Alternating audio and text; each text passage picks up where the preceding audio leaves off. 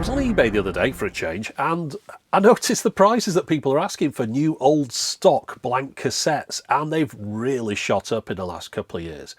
I mean, they were up there already, but they've just gone crazy now. Just to give you some examples, I've still got some sealed cassettes here. I don't tend to record things onto cassette nowadays, really. I'd use my cassette players as playback devices for my old cassettes. But I do still have some blank cassettes, and they're sealed, and I've perhaps got maybe 20 or so in the house. Just to give you some idea, one of these on eBay, a Fuji DR2, not a particularly brilliant cassette, £6. A TDK CD-ing 2, these are some of the cassettes from the tail end of the cassette era, again, £6. The famous TDK SA90, another £6. Now this is what people are asking for them. This is what I could go on today and buy one of these for. There are people asking a lot more, but generally around about £6 is the price I could get one of those for. In the late 80s into the early 90s, when I was recording onto cassette, I found that TDK SA90s gave me the best results, so that's just what I tended to use. I could go to my local Woolworths and I'd buy a pack of 3, I think it was £4.99, and that would last me over a month or so. It wasn't a massive expense, and of course I was recording stuff off the radio, off hip-hop radio show that was in Manchester. I'd listened to that on my personal stereo over the course of a week, so it was like a cheap way of having music. And I've still got all those cassettes, every single one of them, because I never re-recorded over any of them. Once I'd filled one up, I then filled another one up, and then I've got this library of cassettes. Anyway, so the Chrome Type 2 tapes, pretty much £6 if you want one on eBay at the moment. Let's go to metal. Sony Metal XR. Now this was Sony's last metal cassette that was on the market. I believe they stopped selling it 20 years ago. And this is of course why these things are expensive, but again sealed. One of these nowadays, if you go on eBay, £22 for one blank sealed cassette. Barmy. Now let's go up market a little bit more. There were always like posh cassettes back in the day. You know, ones that I would never have bought, but they were for kind of connoisseurs and things. So for example, a Metal Master 46, this is sealed in its box. Now I only bought this a few years ago, just to have it as a sort of prop in a video, and I didn't pay too much then. You know how much one of these is now? £160. Now again, this is what people are asking for them. I'm not saying that people are selling them at that. Maybe no one's buying them, but that's what the prices are if you want to buy one on eBay. Now, just to give you another idea of a kind of upmarket metal cassette, this is one that I've got that isn't sealed, and this is a TDK MAXG90. This was one of the sort of top of the range things with a metal case and all the rest of it. Again, another 160 quid. Now, let me tell you about the prices back in the day, because I've got an old What Hi-Fi magazine here. This is from May 2000, and there's an advert in here, and I'll pop this up on the screen. I think we can fit it over this side somewhere. So if you look down into the Chrome position, the TDK SA90 back then was 68 pence in this. Now remember, I was mentioning that I bought them for, I think, 3 for a £5 back in the late 80s, early 90s. In 2000, cassettes had fallen out of fashion, so the prices were down there. And of course, this is a discount place as well. But it wasn't like they were getting rid of them in this place. You could buy as many as you wanted to for 68 pence a piece. In fact, in this What Hi-Fi magazine, there's an advert from Rickshaw Sounds. There it is. And in the middle of that page, it says free tape, TDK SA90 for every customer. All you had to do was walk in, take that voucher in, and you got an SA90. Nowadays, that will be worth £6. But yeah, going down this list of other prices, if we get into the metal tape, so remember I had that Sony one, which was that one there, the Metal XR, which now goes for £22. In here, they've got it listed as £1.25. So in the year 2000, this was £1.25, now it's 22 quid. Now, just to give you an idea of inflation, I'm not talking about 2022 when it's gone a bit weird, but the Bank of England have got an inflation calculator, and you can look back as to how much a pound was worth in 2000 compared to 2021, which is the last full years they've got figures for. So obviously worth a pound in 2000. I think worth £1.58 in 2021. So looking at some of these tapes, they're mostly sort of around about £1 a piece at most until you get into the metal, but even the metals are like £1.25. So if you imagine, really that should be sort of like about £2 nowadays, if of course it wasn't supply and demand issues taking over. So yeah, it might have been a good idea to put all your money into cassettes back in the year 2000, mightn't it? The only reason I mention this is, if you notice nowadays, if you were to want to record onto cassette, of course all these are new old stock, and the reason people are wanting to buy these is because the new cassettes that are out there, most people don't really rate. They think they're a bit rubbish. Now, as I say, I'm not really recording onto cassette nowadays, and I certainly haven't bought any of the new ones, so I can't really comment on those. There are other channels that have done reviews, and I'll link to those in the video description. But overall, I think the consensus is new cassettes aren't as good as old cassettes, and of course you can't buy new metal tapes Type 4, and the Type 2 that they're trying to sell you nowadays isn't as good as an old Type 1. So, if you want proper Type 2 or Type 4 tapes, you've definitely got to buy old, and bear in mind I mentioned that Sony, they stopped making it 20 years ago, so it is getting old now. But even if you just want, you know, decent Type 1, you're going to get some old ones as well. So that's why these are so expensive. People don't really like the new tapes, and the old ones diminishing amount of new old stock around. There is an alternative though. If you don't want to pay up for these sealed ones, and you don't want to buy your new ones, well, how about just buying some used old cassettes? I've never, as I mentioned, re-recorded over cassettes. It's not something I ever did, and I was just thinking, if I got some of those, would there be issues with them? Are they going to erase all right? I mean, after all, they've had something recorded on them perhaps for 20, 30 years. Is it going to come off it when I try and record over the top? So I've got a few different erasing technologies here I'm going to try. So first off, I've got one of these. I picked this up, a Sony BE-9H, and the idea is this is kind of like a passive box full of magnets. I think you pass your cassette through it and it's supposed to erase the cassette. So should we get some old cassettes, send it through here and see if we can still hear anything on them. And then also, you might have seen these bulk tape erasers back in the day. These things, this is a Radio Shack one. I bought this again on eBay recently. I think it's from the US, so I'll have to use a step-down power transformer. It says here originally cost $19.99. So this, you plug it in and it sort of zaps whatever you put it on. So it could be an 8-track cartridge, a reel of tape, or a cassette. But it says on the side here, not for metal tape. You see, the thing with metal tape is, when you recorded on those, they needed a bit more oomph, for want of a better term. Similarly with this, it's not strong enough, not powerful enough to erase a metal tape. So we'll try it just on the other ones. I also had that little rewinder thing from Sony that we've seen before, where you just pop the tape in and it rewinds it, but also there's a button on there to erase it. We could always try that. Then, when we're talking about old portable stereo things, quite a lot of them had permanent erase magnets, and a lot of the new crappy ones that are out there have permanent erase magnets. Now, a permanent erase magnet, rather than an electromagnet, is just a magnet that comes into contact with the tape, just a normal magnet that touches the tape and pushes along before the record head.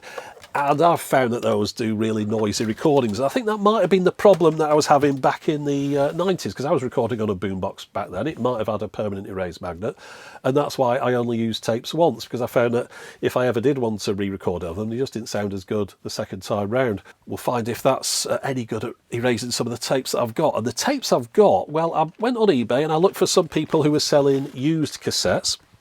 I've got some Agfa tapes here.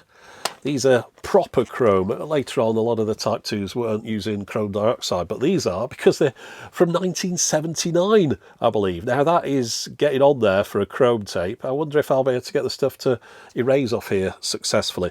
Now, one of the reasons I picked these is because I thought, well, if I'm going to get some used tapes, I want ones that look like they're new in a way. And these do, because the chap who had these hadn't written on the cassettes, they hadn't written on the J card there, they hadn't written on the spine. What they'd done is they'd put a little sticker on the bottom here, used a Dymo and put a little code on there that no doubt referred to something that they had, like a book for what was on which cassette. So if you look for a cassette like that, it looks pretty much as good as new, except it looks very out of date. And then on top of that, so those were my Type 2 cassettes. I thought, well, I'll get some Type 1s as well. And I say I never really dabbled in Type 1s over the years, but I got some TDKs. TDK D90, I got like a big box of these. They have written on some of the cards, but what you could do with these, you could always buy yourself new J cards if you want and put it on the inside, or you could get new labels and put them over the top of the cassette. So you could just get ones that people have scribbled all over if you wanted to, but I always like to have a nice clean spine on my cassettes if at all possible. But the cost of those, I think they worked out about 60p or something per D90 from TDK, and then as far as the AGFAs go, those worked out, they weren't that good actually. It was like about £2 a piece. I'm sure you could get better than that if you shopped around, but I just wanted ones that look nice and clean. So there you go, that's what I'm doing today. Playing around with some old cassettes that have stuff recorded on them and seeing if they're worth buying. Now, of course, once you've got some used cassettes with recordings on them, you might want to just put them in your tape recorder and record things as they come along. But then again, you probably want to have them completely blank before you start, or I always do, because if you press pause after a recording and start again, you might get a little bit of a snippet of what was on these previously. So your choices are, of course, to put your cassette in your tape recorder and record it in real time on both sides to blank it off. But, you know, that's a little bit tedious when you bought a box of cassettes, which is why I wanted to have a look at some of these bulk erase methods to see if any of these are a better option. But of course, when using these, how good are they at taking those recordings off the tape? Well, let's try and find out. First off, let's have a look at this thing here, this BE-9H. Now, I'm testing the tapes in this TCD5M, and I'm going to pick one of the older TDKs. I remember using this particular style myself, but I can see here that the chap's recorded the police on this, so of course I can't play too much of it, but let's just have a listen.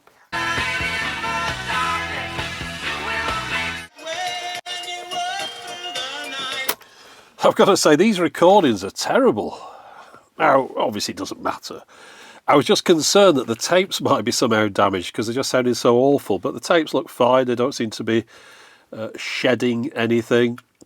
They're not creased. Let's try and erase them with a Sony BE-9H, and then we'll play them back in this and see if we can hear anything on them after we've erased them, or supposedly erased them. Right, well, I haven't looked at this before. Please read the instruction manual, and luckily we've got one so I can figure out how it works, and as you can see there, it's sealed inside. New old stock tape eraser. Well, it's got some weight to it, this thing, really has. And it's got a nice wood grain case as well. I expect what we're doing here is just passing a cassette between two quite substantial magnets. You can see there's nowhere to plug this into power. Now, let's see what goes on here. So, oh look, is that our serial number? Number 100. Let's see what this does. Oh. Right, so that opens, and I think this is where your cassette will slide down. I'll read the instructions in a moment, but I like playing around with stuff. And there looks to be something that looks a bit like a cassette in there, and it comes out of this side here. And as you can see there, that's the micro cassette holder. So if you had a Sony micro cassette, pop it in there, so you can send it through the same device. Well, we won't be using that, of course. Place the cassette tape stopper into the real holes of the cassette. So these are cassette tape stoppers. The idea being, you put it in like that, and if you had snapped out your tabs on the top, it wouldn't erase it. I presume that's some kind of mechanical thing that stops it from moving through once it catches on one of these. But as ours are intact, we should have no problem with this. So what we now have to do is take our cassette like this and run it through the machine. Pass the cassette through the eraser, the other side lid will then be opened and both sides of the tape will be erased. Right, well, let's find out. It's a weird thing, this, isn't it? So we're just passing it through there. I feel like I'm getting irradiated or something, but anyway, there we go. Is that really erased like that? Is it that easy? Let's find out. Hardest bit's getting those things in and out. I think I won't do that next time, but here we go.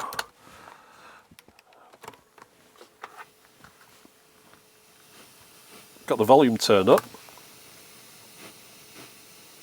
Right. There's a weird kind of pulse on there.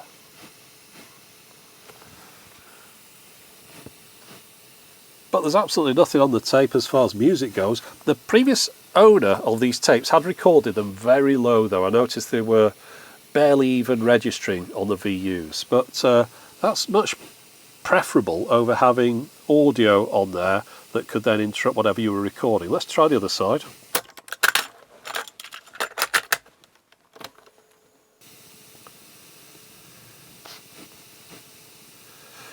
Yeah, it's got the same kind of pulse sound again, so let's just demonstrate this again quickly. So I'm going to pop a cassette in here now.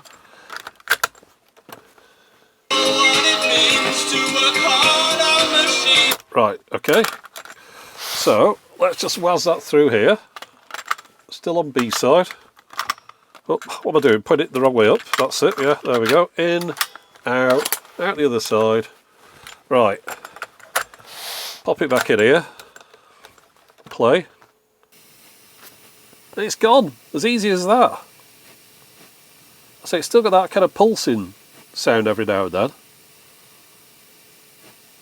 I wonder if I sent it through twice, if that'll disappear, because it might just be the position of the tape at the time you send it through. So if we just throw it through there again, I'm going to flip it over, we're going to do it again. Right, that's had a few goes now. Pop it in here, play. Oh no, it's still got the same sound. But there's absolutely nothing on there now. That's pretty impressive, isn't it? Right, well, I've blanked 2 of those off already. I mean, that was really quick. Let's try one of these chrome ones. Now, chrome might be a little bit harder for it to erase. Let's just pop this in here, fast forward it a little bit.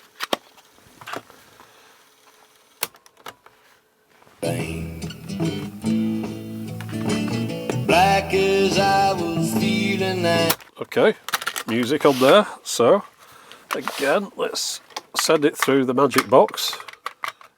It's not letting it go through, and I wonder if that's because it's a chrome tape and it can't erase chrome tapes. Because of course chrome is always going to have those notches on them like that. The record tabs are still intact on here, but what's happening is, as I'm pushing this into here, it's catching on the chrome tabs. Ah, there we go. For erasing the chromium dioxide cassette, which is equipped with extra holes, the BE-9H is not recommended. A commercially available tape eraser with alternative current erasing method is recommended for erasing chromium dioxide cassettes or Sony ferrochrome cassettes. Well, that's that answered. But let's just ignore it, tape over these, and send it through to see exactly what does happen.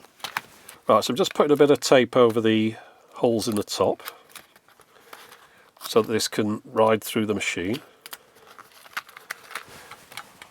Let's give that a go.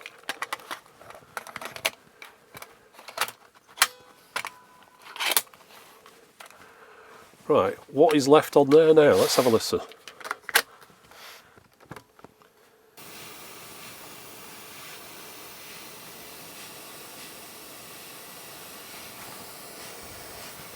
Well, I can't hear the music, but it is really quite hissy. Now, one thing I want to try, if we stop there and I reset the counter, I'll make sure there's nothing plugged into the input on here, and then I set this to record. We'll see if it sounds better after this record head has moved over the tape, or if it's still as noisy. So at the moment, we're recording nothing. We'll just do that for a few seconds so we can hear the join. Right, let's just rewind that now. Okay, so here's the hiss.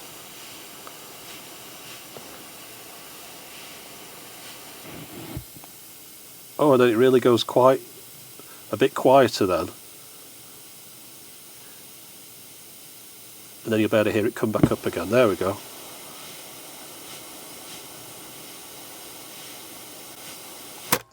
So that's the Sony BE-9H, and I really rate that. I think that thing does an excellent job. Very simple, very quick though. And whilst it does leave a slightly noisy cassette afterwards, of course, once you've recorded over it again, that sorts everything out. So I could hear no remnants of the previous recordings on there at all. I just got that white noise, that kind of static sound. So yeah, I think that's great. Now, people often say, well, where do I get one of these from? The answer is more when rather than where, because when would be about 40 years ago. Where is perhaps nowadays, with any luck, possibly eBay, but I'm not going to promise you that you'll be able to find one. So, that's that out of the way. I think that's a good little thing. Let's move on to the next one. Now for this, I'm going to have to get my step-down power transformer out because it runs on 120 volts, although it does say 50/60 hertz, so we're fine with the cycles. It's just the device itself needs the right voltage, otherwise it'll burn it out. So we've got copyright 1989 Tandy Corporation, reel-to-reel tapes, audio cassettes, computer diskettes, 8-track cartridges. Now this bulk eraser does have a significant limitation that the previous device didn't, in that it's only designed to be used for intermittent use. It says here 1 minute on followed by 20 minutes off. Do not exceed this limitation. Erasing an entire tape takes only about 10 seconds, so after erasing about 6 tapes you should let the unit cool off for about 20 minutes to prevent overheating and damage. I suppose it's not such a big deal. I mean, if you can erase 6 tapes in what is effectively 20 minutes, well, that's enough really, isn't it? I've got to say I'm not particularly comfortable with this thing. I just don't exactly know what's going on because, I mean, it mentions do not use the magnetic bulk eraser near delicate electronic equipment such as pacemakers or electronic watches. Well, this whole room is full of stuff like that. I can't imagine it travels all that far. It's got a momentary switch on there, so when you let go it stops. And I'll just show you what's on the tapes. So first one here. Okay, and that's on a chrome tape. And then this, I'm going to use this TDK D90.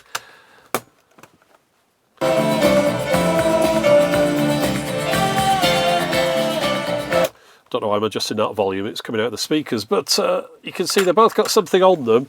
It looks like the chap who had these TDK-D has improved his recording equipment by the time he got to these. So let's turn on the step down and let's zap the chrome tape first of all, because we weren't supposed to be able to do that with the previous device, even though it did work. So this is the first one that should be able to erase a chrome tape officially. So let's just pop it in the middle there, stick that on there, zap it. I mean, what the hell's going on inside there? Okay, well, we'll assume that's that done. Here's another one. I mean, is it supposed to sound like one of Flash Gordon's spaceships? I don't know. Let's find out what's happened to those tapes. I'll just turn that off. So, here's the chrome one. Oh. Ah. Well, that's not great, is it?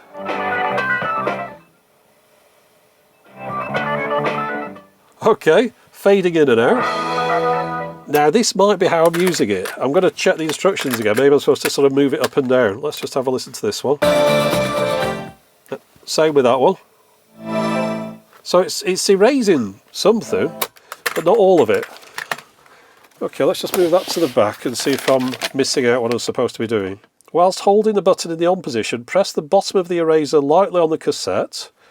Oh, and move it in a circular motion across the entire surface of the media. Start in the middle of tape reels. Right, so I got it wrong. I wasn't doing it right. Okay. Shows it's working though, kind of. Here we go again. Let's just pop that in the middle. Hold on. I didn't realise it was that much. Look at that. Yeah, I'm not putting my hand under this thing. They can sod off if they think I'm doing that. Yeah, I'm sure everyone will be saying, oh, it's totally fine. Yeah, I don't trust you, so I'm doing it this way. Okay, right, I think it's like ironing something. Surely that's enough now. Okay, let us start with that chrome one. I don't like using that at all, not one little bit. Here we go. I can still hear the music every now and then.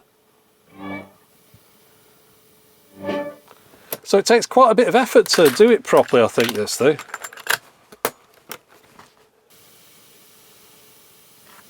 I think I did that one better. I can't hear any music on this. I can see how it could work, but I mean, it's a bit weird, isn't it? Moving it around all the time, only using it for a very short amount of time, keeping all your stuff away from it. I'm not a fan of this thing at all. But there you go, that's the Radio Shack bulk tape eraser, and it is capable of erasing chrome tapes, but you just need to do one at a time, quite slowly, and then let it rest for a while. So perhaps not the best thing in the world. Right, so I've got a couple more tapes here, and again, just to demonstrate that there's something on them, I'll play them in this. And we'll erase those in the Sony BE-A200. So we're going to start with this D90 first. I'm going to see how long this takes. It's nearly at the beginning, so we'll just rewind it back to the beginning first of all. Now I think what I should do, run this off mains power. It's just running off battery at the moment. It uses the same voltage as the cassette recorder, centre neg as well. So we'll just pop that in there.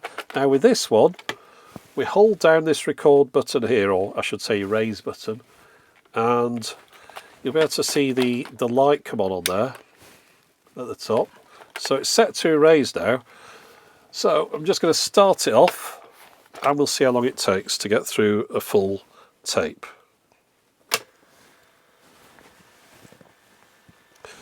Now these are 90-minute tapes, so of course it would be a little bit quicker on a shorter one, but you can see it's not exactly fast.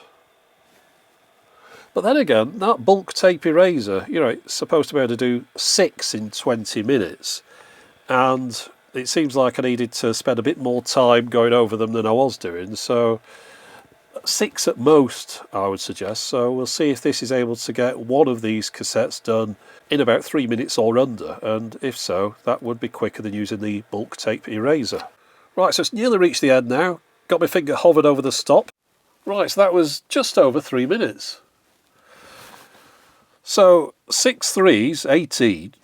So effectively this is a little bit quicker than the bulk tape eraser, even though it seems slow whilst it's happening. But let's just see how well it's erased this 90-minute cassette.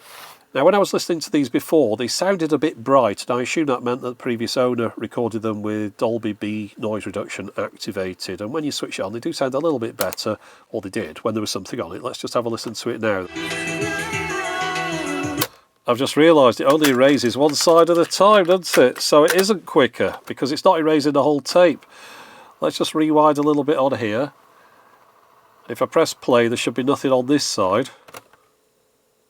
Yeah.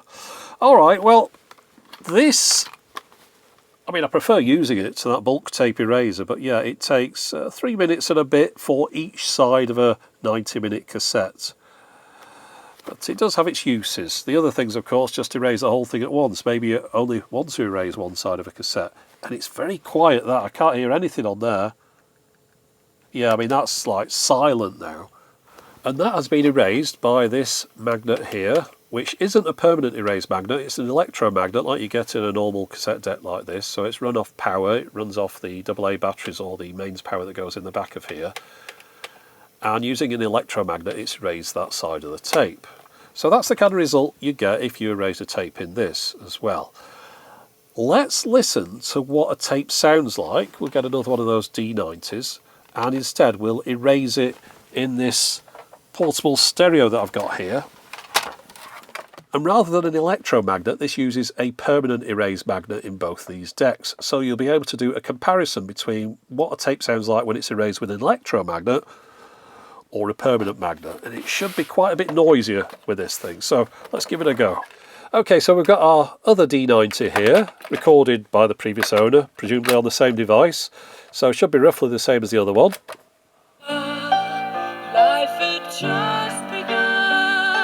I can't play much more than that, but you can hear that that was Queen, and they've got the greatest hits recorded on here.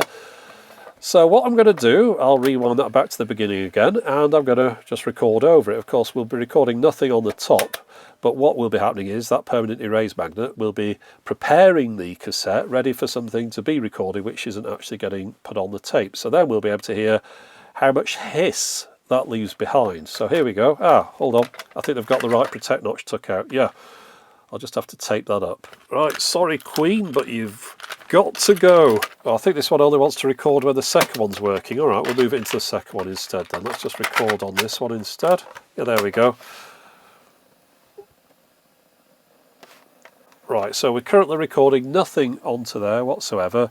And then what I'm going to do, I'll play it back in this one again like we did before, and we'll hear how much hiss is on the tape now.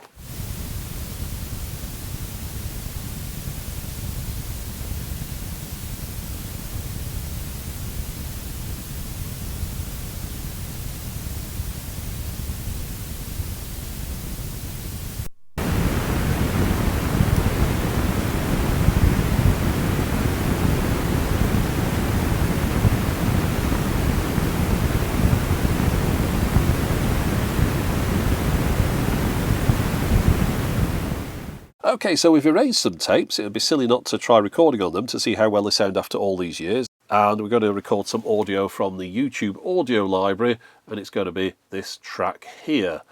So once I've recorded that across, I'll play them both back to you one after the other. So when you're looking at them being played on the screen, you're hearing the audio that I've just recorded onto each tape.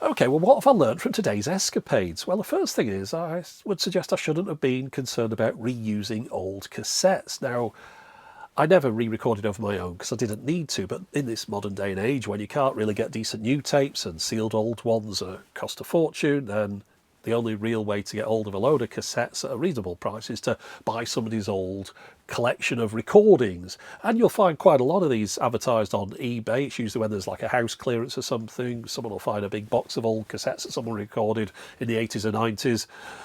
And they stick them on eBay and you can get them at a reasonable price. And then, of course, it's down to you to raise them and re-record over them if you want to. And it seems like the best way to go, as far as I can see. I mean, they've got tapes here from perhaps 1979, 1980, that kind of age. And the recordings weren't difficult to shift at all. I didn't notice any kind of remnants of the previous recordings.